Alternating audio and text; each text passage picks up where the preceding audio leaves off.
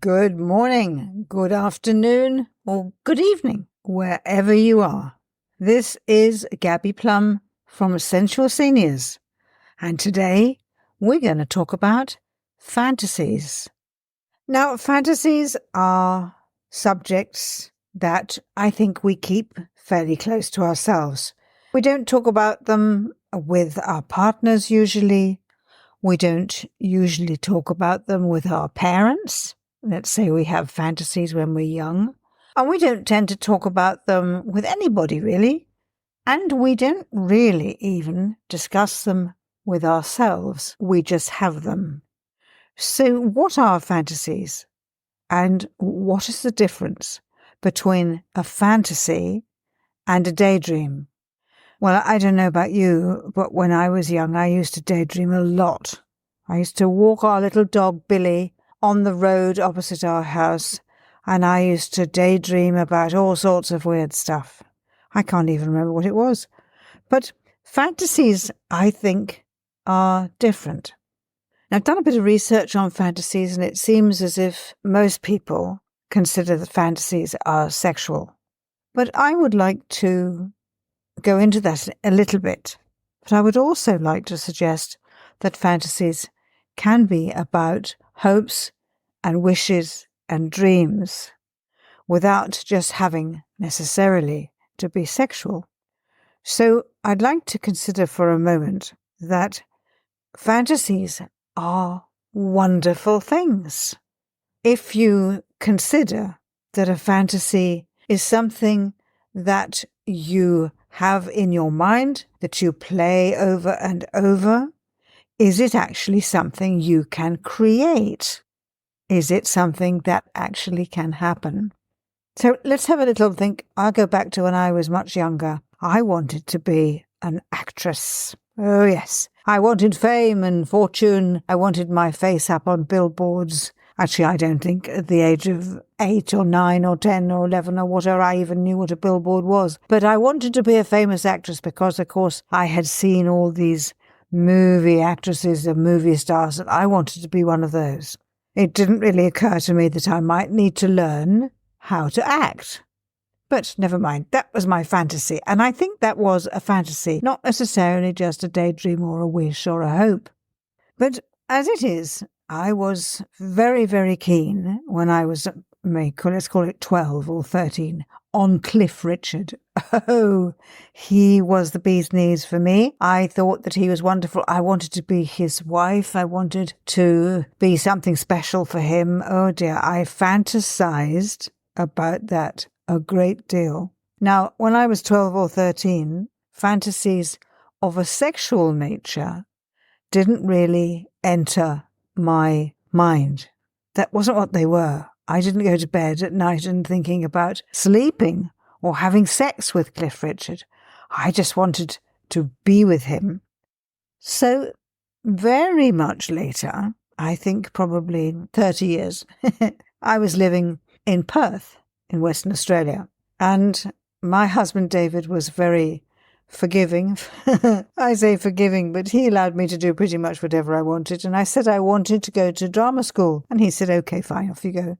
So I went to drama school and I learnt a little bit about acting.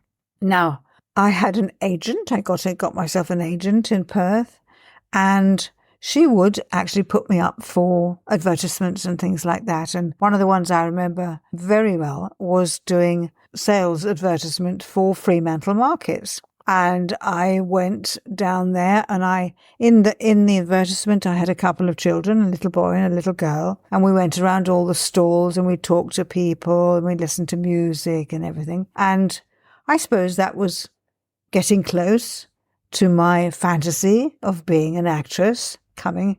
And I then was put into a play called Under Milk Wood by Dylan Thomas, which was going to play at the Swai Theatre for about 3 weeks. And I went in there and I had to speak with a Welsh accent, you see, because Dylan Thomas, as you might know, was a Welshman. And Milkwood it wasn't a town, no. The town for Under Milkwood was a place called Llaregub, which, if you spell it out, actually backwards is bugger all. So if you know the play at all, you know that there are about, I think there were 6 or 7 actors who played a total of 17 parts each. It was a play for voices, but we put it on the stage and it was hilarious and it was very funny and I had a wonderful time. And I could say to myself that I, in that circumstance, was an actress. I was not a movie star, and it would be a long time before I made what would be considered movies. They were actually documentaries about Polynesia, and I was the presenter in those that did pieces to camera. And, that was as close as I was ever going to get to being an actress or being a movie star. However, back to Cliff Richard. So many years later, living in Perth again, as I was with David and my little boys, Kyrwin and Morgan, David was busy doing a thing called the Hopman Cup. He was doing the silver service for the Hopman Cup. And the Hopman Cup was a tennis tournament that was put on it was like a team event for countries. So you'd have a boy and a girl, and then they'd be playing another boy and a girl from a different country. And it was played at the Burswood Dome on a surface called Rebound Ace. And this tournament always took place at around about New Year's Eve, so the end of December anyway, because they were preparing the players for the Australian Open, which also was played on Rebound Ace courts. So we used to have, at every Hopman Cup event, we would have a ball at the end of it. And this particular year, it was a ball where we had people who were going to do performances on the stage to entertain us and everything before dinner. And guess what? Oh, I think you've guessed it. There was Cliff Richard, one of very many very keen tennis players. But there he was up on the stage with his guitar, singing a few songs. And I was in raptures, let me tell you. I was so excited, except for the fact that I had a migraine. Now, boring. Migraines are things that I've suffered from all my life, but this particular time, there was a migraine coming on. I must have been so excited about everything, and I was in agony and so much pain. But there was Cliff Richard, and he was sitting at a table only 3 from me once he'd finished his gig on the stage. And I thought, well, you know what? Now's the time. So I got up.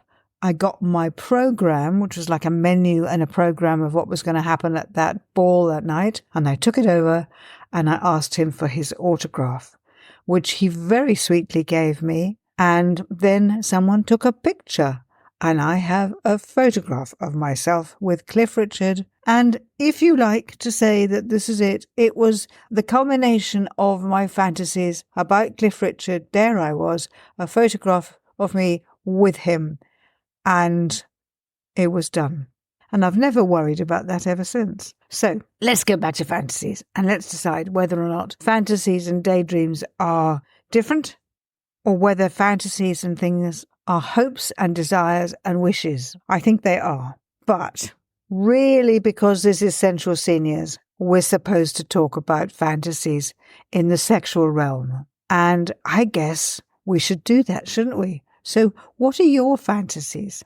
Do you want to tell me? Maybe not. But I did do some research, and there have been people who have interviewed ladies, usually young ladies, who have been willing to talk about their fantasies. And I understand some of those as well, even though I'm 72 now, and in truth, I don't really have fantasies anymore. I do have goals and wishes and desires to be successful in certain things. But fantasies, sexual fantasies, I don't really have anymore. But I do understand them, and I have had them when I was younger. And the sort of fantasies that many people have, many women have, are the fantasies about dominating their man. So let's have a look. If anybody's seen Game of Thrones, where the Red Woman takes Gendry and she puts him on the bed and she ties his hands to the headboard and his feet to the bottom board, and she starts to do what she was going to do. Now, whether that was ever a fantasy in his mind or not, I don't know. But the next bit, if you haven't seen it, was when she gets a bunch of leeches out and she puts the leeches on his chest and on his penis. And any fantasy he might have had about this was definitely going down the toilet, because this was not what he wanted from a fantasy point of view. But the beginning bit probably was a woman, gorgeous woman, naked by that time, trapping his hands up to the headboard and having her wicked way with him. Lovely. Okay, so I've had that fantasy. That sounds lovely. You're able to do whatever you please with the man at your behest. He is going to lie there and take it. That is what's going to happen. And so that is a dominatrix thing. Of course, if anybody has seen the series Billionaires, then you also know that fantasies can come in a very sadomasochistic sort of way as well. And your man is again trapped on the bed and you're dressed up in leather and smoking a cigarette and putting your cigarette out on his chest. Okay, I've never had that fantasy. But people do. And people fantasize about all sorts of things. And the one thing that I must say is that perhaps they don't talk about them because they have judgments about them. Do you have judgments about your fantasies? What about the fantasies where you are accosted, I'm going to use that word, by a stranger? And he's dark and handsome and stunning to look at. And it's Mills and Boon stuff, really. Barbara Cartland and all those lovely love stories. You're accosted by this stranger who takes you in his arms and kisses you and then throws you to the ground, usually on a mossy floor in a wood somewhere, and has his wicked way with you. Oh, my goodness me. Isn't that a lovely fantasy? I don't think I've had that one either. The closest thing I have to that one is when I nearly was raped. I won't call it raped because I actually took a very different attitude towards this man who wanted me to take my clothes off and looked at my body and suggested that I had very sparse pubic hair, which wasn't very kind, was it? I was 40. It was just after my 40th birthday. And this man had actually helped with all the catering, and I thought he was all right. His name was Brad, and I don't remember his last name, which is probably just as well. But he decided that he wanted to see what I had had for my birthday. If I had had any underwear, he wanted to see it. And he wanted to take me into the bedroom and have a look at me. And he had a bit of an erection, I remember. And I remember thinking, I'm not frightened by this at all. Should I be frightened?